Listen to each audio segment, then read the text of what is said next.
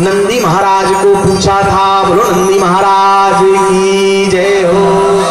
वेद व्यास जी ने ठीक यही प्रश्न नंदी महाराज को पूछा था कि शिव पुराण का महत्व क्या है। जब जाना कि शिव पुराण का महत्व क्या है, तब उन्होंने समझा कि शिव महापुराण की जो व्याख्या की है वही व्याख्या मैं आप लोगों को बता रहा हूँ।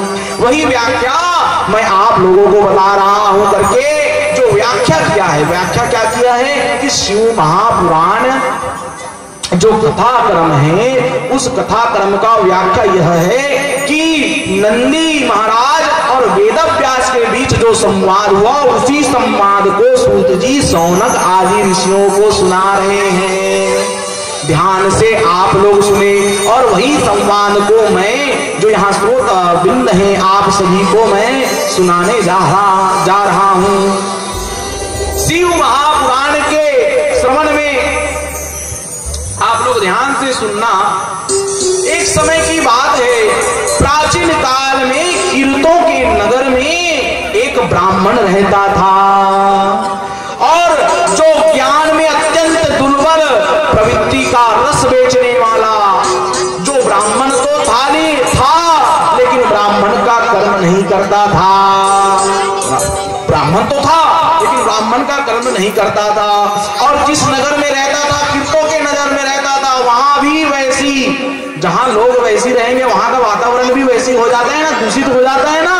तो वहां के लोग सब मदमस्त रहते थे, शराब में विलप्त, पर स्त्री भ्रमण है ना, झूठ झपाट, और एक दिन इन सब चीजों में व्यस्त, वैदिक धर्म से विमुक्त थे। वैदिक धर्म में आप लोग अभी बैठे हो, यह जो धर्म हो रहा है, वैदिक का कार्य हो रहा है ना, तो वैदिक धर्म से वह लोग विमुक्त थे। पूजा पाठ में उनका मन नहीं लगता था। तो उसी गांव में वह ब्राह्मण रहता था।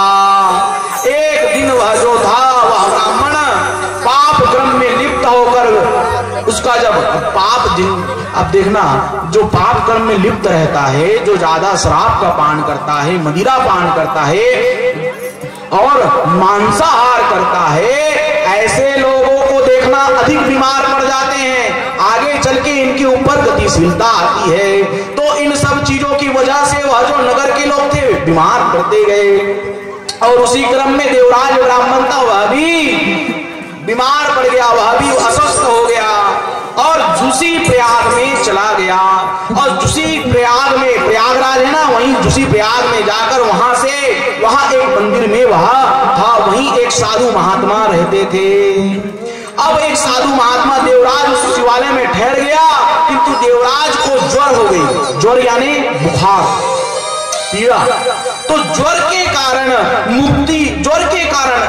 उत्तेजित ज्वर हो गया और ज्वर के कारण उसकी मृत्यु हो गई। लेकिन जिस समय ज्वर में वह शिवालय में था, उसी समय वहां क्या चल रहा था माताओं? शिव महापुराण चल रहा था। बोलो शिव महापुराण की। उसी समय शिव महापुराण वहां चल रही थी। तो शिव महापुराण की कथा को पूरा श्रवण कर चुका था। अब जैसे उसका देहांत हो गया, मुक्ति सिधार गया, तो यहां तो फिर यमराज के दूत आ गए लेने के लिए। अब यमराज के जब दूत आ गए लेने के लिए, तो फिर देखता है कि, और तुरंत उसी समय शिव के गण आ गए। जितने शिव के गण थे, पार्षद थे, वह लेने के लिए आ गए। लो सोचो, शिव महापुराण कथा पापी था, लेकिन किसी को ऐसी चल रही थी कथा और सुन लिया। शिव पुराण की कथा तो यह कहती है कि आप शिवालय में गए हो, आप शिव मंदिर जी में गए हो, शिव मंदिर में जाकर खड़े होकर, बस आप अंदर नहीं गए हो, खड़े होकर कह रहे हो कि हे प्रभु मेरी यह कामना पूर्ण हो जाए। हर और दोनों हाथ जोड़कर 3 बार बोलना है। 3 बार क्या बोलना है? आप और हम सब बोलते हैं, चलिए। हर हर महादेव, हर हर महादेव, हर हर महादेव। 3 बार अगर शिव मंदिर के आगे हर हर महादेव भी कहते हो, तो 3 बार में कैसे होता है? एक बार में हर हर महादेव जब कहते हैं ना, तो भोले बाबा कहते हैं कि अरे तूने तो मुझे रेनी बना दिया, रे तूने तो मुझे रेनी बना दिया। और दूसरी बार जब हर हर महादेव कहते हैं, तो भोले बाबा कहते हैं कि अब तो तेरी इच्छा को भी पूर्ण करना पड़ेगा। और तीसरी बार में भगवान भोलेनाथ मुक्ति कर देते हैं। तो सोचो, हम तो शिव महापुराण की कथा को सुनने के लिए बैठे हैं, और यह जो ध्वनि विस्तारक यंत्र से पूरे गांव में जो शिव पुराण का जो कथा गुंजायमान हो रहा है, जहां जहां यह गुंजायमान हो रहा है, वह पूरा जगह पवित्र हो चुका है, पूरे जगह में शिव का वास हो चुका है। और एक चीज और याद रखना माताओं,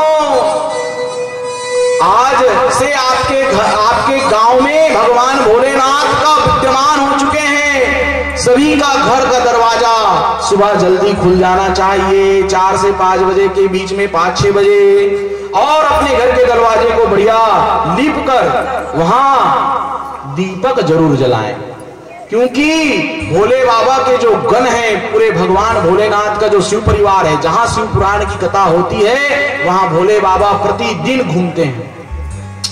सुबह संध्या वह प्रतिदिन जो प्रदोष का समय रहता है ना, शाम को, उस समय प्रतिदिन भोलेनाथ नंदी में सवार होकर पार्वती माता के साथ भ्रमण करते हैं। तो सभी का घर खुला रहना चाहिए, और आप लोगों का घर बंद रहेगा तो भगवान रुष्ट हो जाएंगे ना, है ना। यह देखो यहाँ आए हैं तो यह सब भी ध्यान देना, सबका घर खुला रहना चाहिए, और जिनका बंद है तो अब किसी का डर समझाना, तुम्हारा काम है समझा देखना, है नहीं, बंद रहे तो किसी का डर। तो ये सब चीज ध्यान देना माताओं। तो वह जो ज्वर से पीड़ित ब्राह्मण था देवराज, उसकी मृत्यु हो गई। मृत्यु के पश्चात यमराज आ गए, लेकिन शिव के गण आ गए, पार्षद आ गए, और शिव के जो गण थे, पार्षद थे, उन्होंने कहा कि अरे तुम इसको नहीं ले जा सकते, हे भाई यमराज के दूतों, आप इनको नहीं ले जा सकते। तो उन्होंने कहा कि भैया इनको अगर हम नहीं ले जा सकते तो फिर ये तो पाप कर्म में लिप्त थे, आप इनको क्यों ले जाना चाहते हो। तो उन्होंने कहा कि भैया यह जिस समय मृत्यु हो रही थी, जिस समय यह मरणोआसन में था, उस समय शिवालय में शिव महापुराण की कथा चल रही थी, और शिव महापुराण की कथा चल रही थी, उसी दौरान इसकी मृत्यु, इसका प्राण हर हो गया। इसलिए इसको अब यमपुरी नहीं, नर्क लोग नहीं, इसको कहाँ जाना पड़ेगा, शिव धाम जाना पड़ेगा। तो उन्होंने कहा पूरे नर्क मंडल में, पूरे यमराज के मंडल में कोलाहल मच गई, अरे क्या हो रहा है। यमराज भी कुछ नहीं कह पाया, क्योंकि शिव के गण थे ना, भोले बाबा गण कौन कुछ कर पाए, कोई कुछ नहीं कर पाए, तो शिव के गण थे। तो उन्होंने कहा कि ठीक है प्रभु करके उन्होंने भेज दिया। इस प्रकार देवराज ब्राह्मण की आत्मा तृप्त हो गई। बोलिए शिव महापुराण की जय। एक और दूसरा महत्व है, आप लोग ध्यान से श्रवण करें। एक समय की बात है, वास्कल नाम का एक ग्राम था। वास्कल नाम के ग्राम में एक दाम्पत्य परिवार रहता था, बिंदुक और चंचुला का। वह ब्राह्मण परिवार था, ब्राह्मण रहता था, बिंदुक नाम से धारी ब्राह्मण रहता था। वह बड़ा ही अधम पापी था। नाम तो उसका भी ब्राह्मण था, ब्राह्मण कर्म था, लेकिन ब्राह्मण का कर्म उसके ऊपर नहीं था। पर स्त्री गमन करना, मांसाहार, मदिरा पान, न जाने क्या क्या पाप करना, लूटपाट करना, यह सब वह करता था।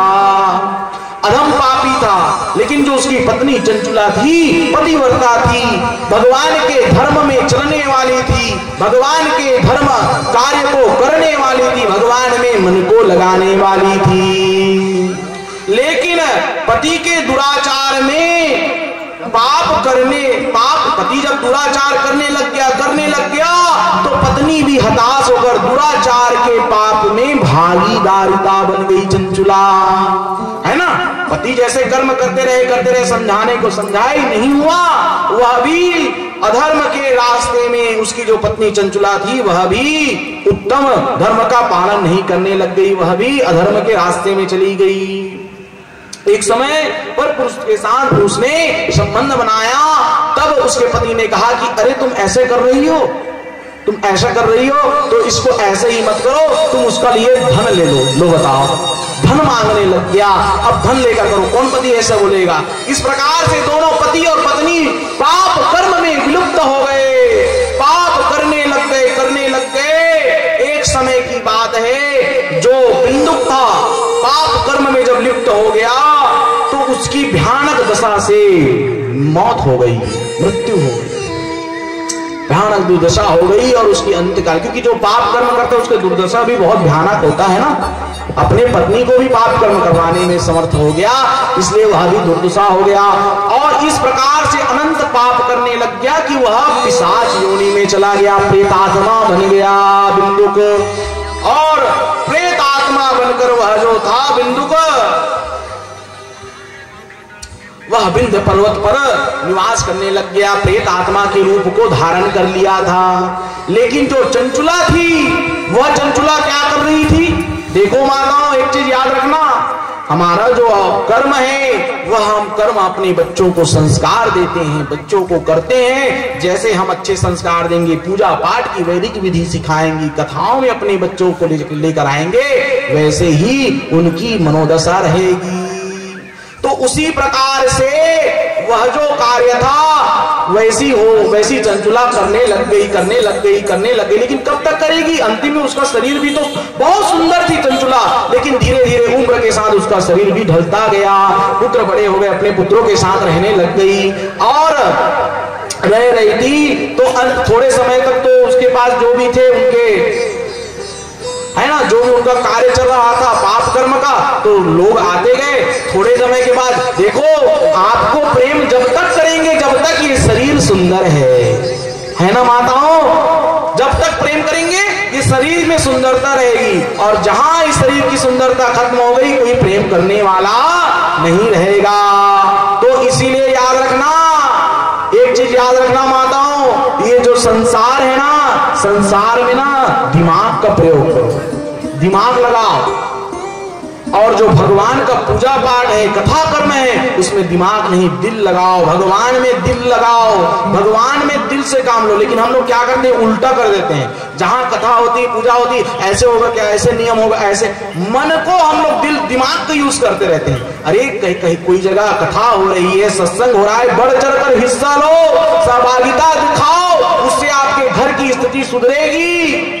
तन मन धन प्रयोग करके आप अपने कार्य को यहाँ अपने जो सहयोग है वह प्रदान करो, इससे होगा। लेकिन यही हम अपने धर्म में अपना दिमाग लगाते हैं, और जहां दुनिया वालों में, जहां परिवार परिजनों में अपना दिल लगाना रहता है, दिमाग लगाना रहता है, वहां दिल लगा बैठते हैं और धोखा खा जाते हैं।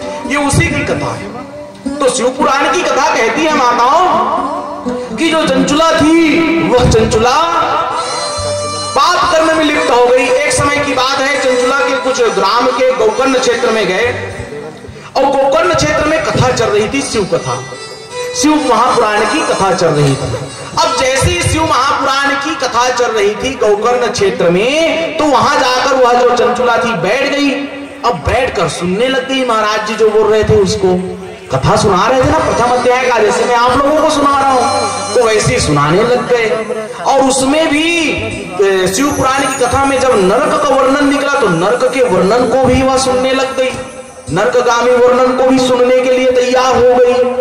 तो वह सुन रही थी बैठकर। नरकगामी में जो पर पुरुष का ध्यान करता है, जो पर स्त्री संबंध बनाता है, और जो पाप कर्म करता है, मदिरा पान करता है, मांसाहार करता है, जो किसी का धन चुरा लेता है, इन सबको इस प्रकार का पाप कर्म मिलता है ना, और इस प्रकार का दंड उनको प्राप्त होता है। तो डर गई, सहम गई और कहने लग गई महाराज जी के पास जाकर, हे महाराज जी, हे प्रभु। चंचुला कहती है जाकर महाराज जी के पास, हे महाराज जी, मैं तो जो आप बता रहे थे वो सब पाप मैं कर डाली, ऐसा कोई पाप नहीं है जो मैंने नहीं किया होगा, सभी पाप तो मैंने कर डाला है। अब मेरा कुछ उद्धार का कोई उपाय है तो बताइए। तो कहने लग गए कि ये शिव पुराण की कथा वही तो कहती है, शिव पुराण की कथा कहती है कि पापात्मा, प्रेतात्मा, जीवात्मा, पापात्मा, प्रेतात्मा, जीवात्मा, तो पापात्मा तो है ही, तो पापात्मा को भी मुक्ति दिला देगी। तो क्या इसके लिए क्या उपाय करना पड़ेगा महाराज जी? तो उन्होंने कहा कि एक काम करो, आप शिव महापुराण का कथा करवाइए और ध्यान से उसको सुनिए। तो महाराज जी मैं करवाऊंगी शिव महापुराण की कथा। तो चंचुला जो थी शिव महापुराण की कथा का लेकिन कर्म यही है, शुरू दिन से लेकर ये जो धन्य है माताएं जो बैठी हैं शुरू दिन आज के दिन से, अब आप लोग अंतिम दिवस तक जब कथा सुनोगे तो उसका जो फल है आप लोगों को अनंत गुना प्राप्त हो जाएगा। तो शुरू दिन की कथा तो सुनने के लिए बैठ गए हैं, तो वहां संकल्प ले लिया और शुरू दिन की कथा जो थी महात्म कथा उसको भी श्रवण करने के लिए बैठ गई और श्रवण करने लग गई।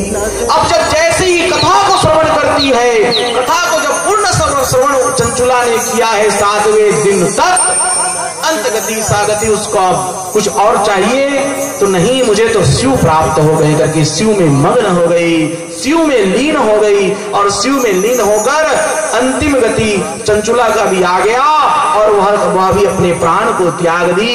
लेकिन एक चीज याद रखना, चंचुला ने पाप तो किया था लेकिन शिव पुराण की कथा कहती है, शिव महापुराण को जो था सुन ली थी चंचुला और शिव पुराण की कथा को सुन लेने मात्र से ही चंचुला शिव धाम को चली गई। बोलिए शंकर भगवान की जय हो।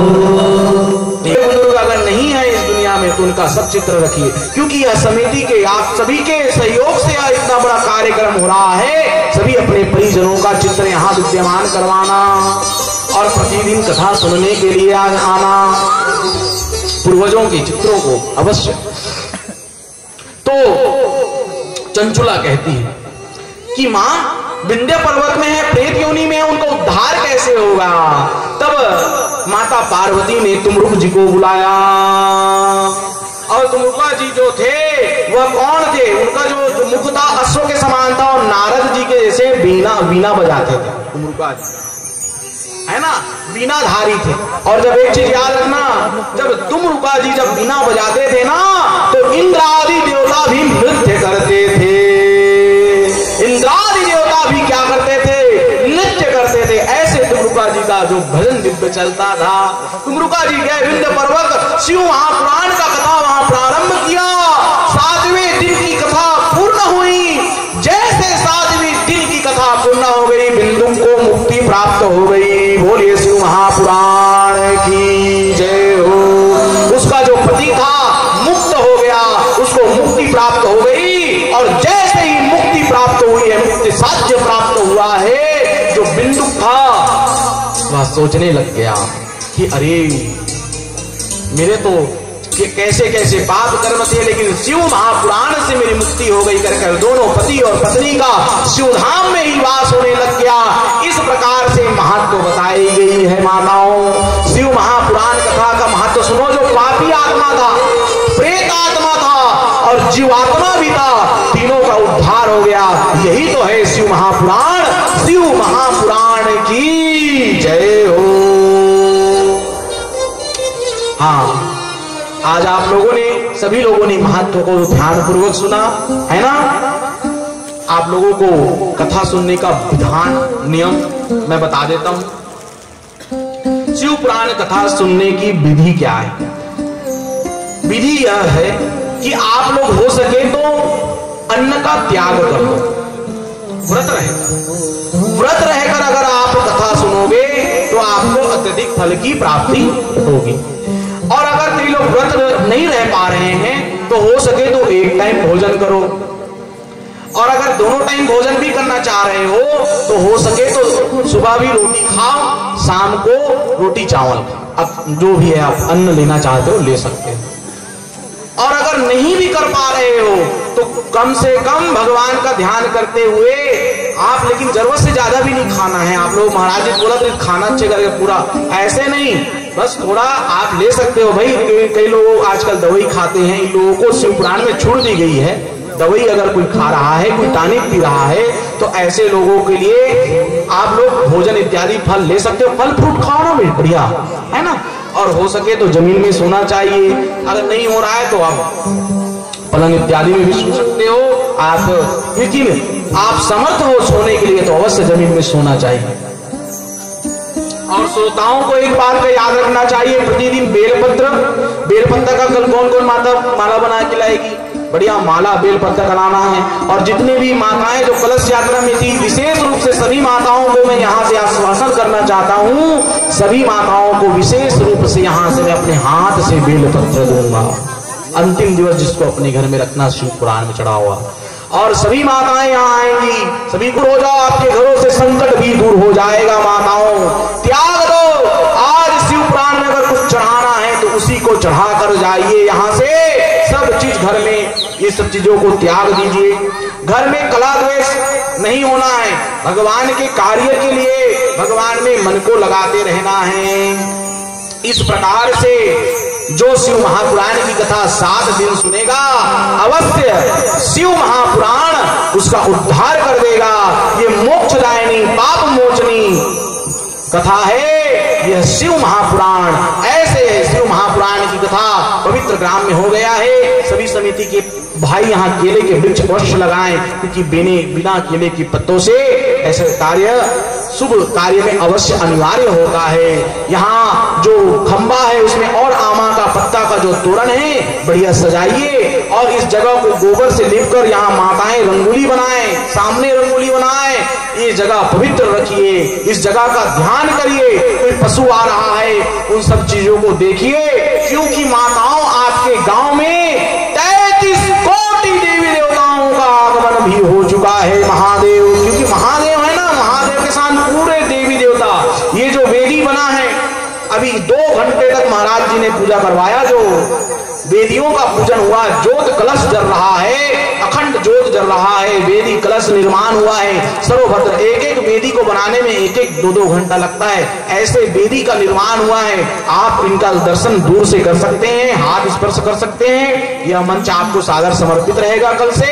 और भगवान में ध्यान होकर, भगवान में मन लगाकर शिव पुराण की कथा सुनना है। और एक शुभ संकेत और है, हम जिस स्थान में हम कथा सुन रहे हैं ना, वह गौठान है। इसको गौठान बोलते हैं ना, तो गौठान में शिव महापुराण की कथा हो रही है। और अंतिम दिवस जो 7वां दिन, मतलब सोमवार के दिन, जिस दिन इस कथा का विश्राम होगा, उस दिन यहाँ गोबर का शिवलिंग बनाना है सभी को। और गोबर का शिवलिंग बनाकर यहाँ रुद्राभिषेक करवाया जाएगा, जिससे अनंत जन्मों का फल हम सबको प्राप्त हो जाएगा। इस प्रकार से यहाँ दिव्य दिव्य भी आगे की कथाएं होंगी। कल की कथा में, कल से कथा प्रारंभ होगा माताओं।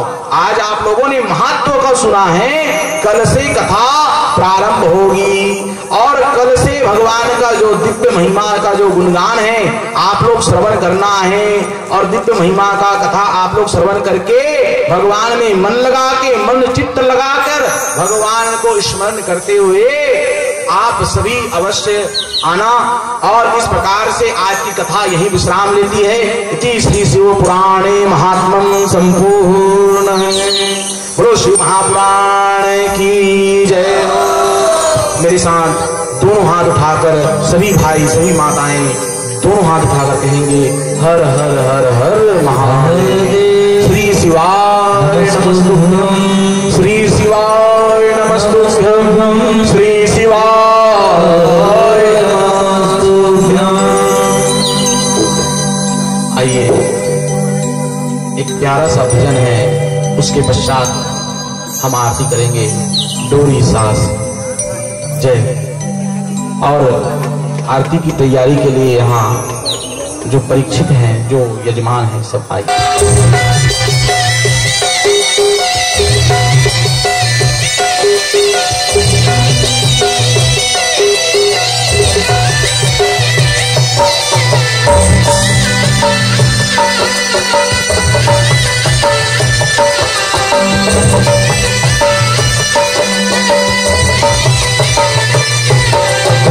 सांस के बंदे बंधो डाले, थोड़ी सांस के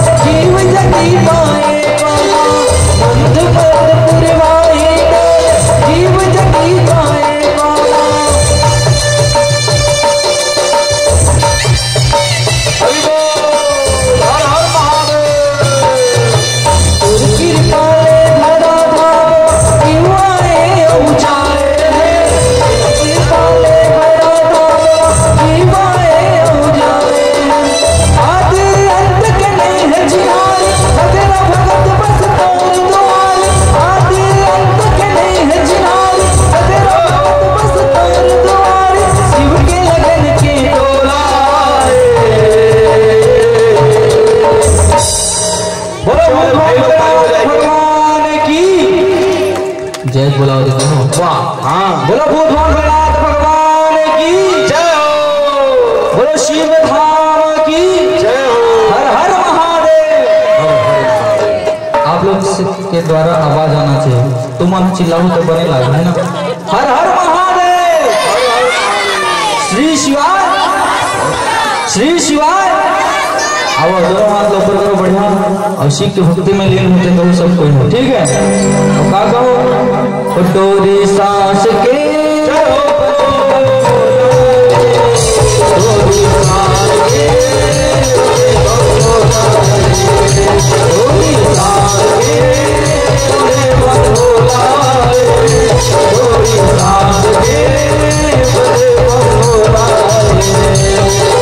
जीव शिव है, शिव शिव है, जीव शिव है, शिव शिव है, जगतन के चोला जन बोला बोला रे। हरि बोल। सांस के बड़े बंदोला रे, सांस के बड़े बंदोला रे, बड़े बंदोला रे, बड़े बंदोला रे। हरे राम राम राम हरे राम राम, हरे राम राम राम हरे राम राम। सिया राम बोलो, सिया राम बोलो, हरे बुला के सिया राम बोलो, सिया राम बोलो, राजा बोलो, सारी लो भैया, सारी लो सारी लो बोलो भैया, सारी लो सांस के बड़े बम बोला रे, सांस के बड़े बम बोला रे, बड़े बम बोला रे, बड़े बम बोला रे, बड़े बम बोला रे। प्रभु भोलेनाथ भगवान की जय। परीक्षित यहाँ आइए, परीक्षित गण खड़े हो जाइए सामने।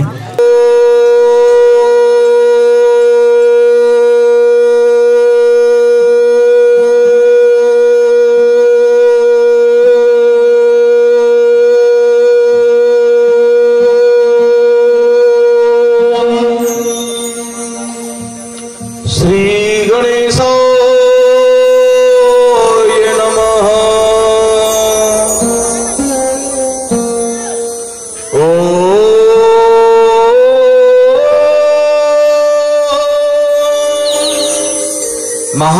महासरस्वती नमः।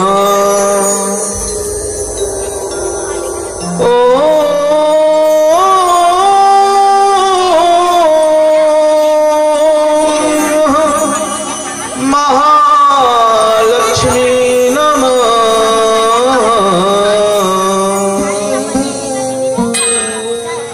वक्रतुंड महाकाय सूर्यकोटिन समप्रभा निर्विघ्नं कुरु मे देव सर्वकार्येषु सर्वदा। वासुदेवं सुतं कृष्ण कंसचारूरणमर्दनं देवकी नंदन परमानंदं श्रीकृष्णं वंदे जगद्गुरु।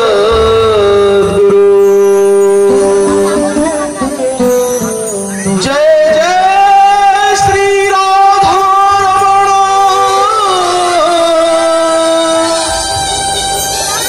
जय जय नवल किशोर,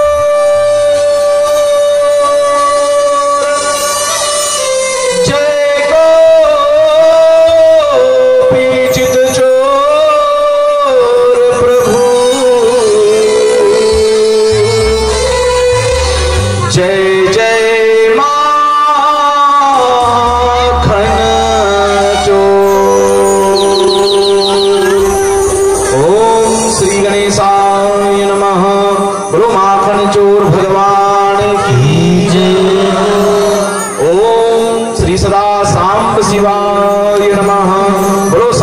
भगवान की जय हो।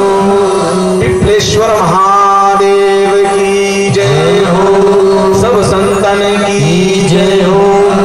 पूज्यपाद गुरुदेव भगवान दादा गुरुजी महाराज की जय हो। शिव परिवार की जय हो। शीतला मैया की जय हो। ग्राम में देवी देवताओं की जय हो। कुल देवी देवताओं की जय हो। बड़े बुजुर्गों की जय हो। खरतुली ग्राम की जय हो। कथा में आए श्रोताओं की भी जय हो। जो नहीं आए हैं उन श्रोताओं की भी जय हो। कल से आना है। बोलिए राधा रमण वाके बिहारी लाल की। दोनों हाथ उठाकर जय जय श्री राधे। श्री शिवाय नमस्तुभ्यं। श्री शिवाय नमस्तुभ्यं। श्री शिवाय नमस्तुभ्यं। आइए, आज बड़ा ही पावन दिवस है, सोमवार का दिन, और ग्राम खरतुली में श्री शिव कल्याण युवा उत्सव समिति के सदस्यों के द्वारा आपके गांव में यह पावन पुनित शिव महापुराण का आयोजन करवाया जा रहा है। गांव के सदस्यगण बड़े बुजुर्ग मुझे बता रहे थे कि महाराज जी हमारे गांव में आज तक शिव महापुराण नहीं हुआ है। यह प्रथम बार हमारे गांव में भगवान भोलेनाथ आ गए हैं। बोलो भोलेनाथ बाबा की। और यह प्रथम बार हमारे गांव में शिव पुराण होने जा रही है, वो भी पिपलेश्वर महादेव के तट के नीचे, मतलब पिपलेश्वर महादेव की विद्यमान जहाँ शिव मंदिर होता है, जहाँ पीपल पेड़ के नीचे पिपलेश्वर महादेव है, ऐसे वृक्ष के नीचे बैठकर हम और आप सभी शिव महापुराण कथा सुन रहे हैं। हे श्रोता वृंद, भक्तजनों, आप सभी से मेरा कोटि सा वंदन। मेरे मात्र शक्ति, मेरी माता स्वरूप माताएं, बड़े बुजुर्ग, पिता तुल्य और समस्त मेरे छोटे छोटे भाई बहन, सभी को मेरा स्नेह वंदन है। मैं कथा प्रारंभ करने से पहले एक बात कहना चाहता हूं कि हे श्रोता वृंद, हे श्रोता समाज, मैं कोई समाज सुधारक नहीं, और ना ही मैं आपको समाज सुधारने, मैं आपको नहीं सुधार सकता, है ना। मैं कोई समाज सुधारक नहीं हूं, मैं एक कथाकार हूं, और मैं भगवान का जो भी मुझसे बन पड़ेगा, शिव महापुराण जितना भी मेरे गुरु की कृपा है मुझ पर, और मैं कौन होता हूं भगवान का कथा कहने वाला। हरि अनंत हरि कथा अनंता, उनकी जो कथा है अनंत है श्रोता वृंद, है ना। उनकी कथा मैं आप लोगों को नहीं सुना सकता।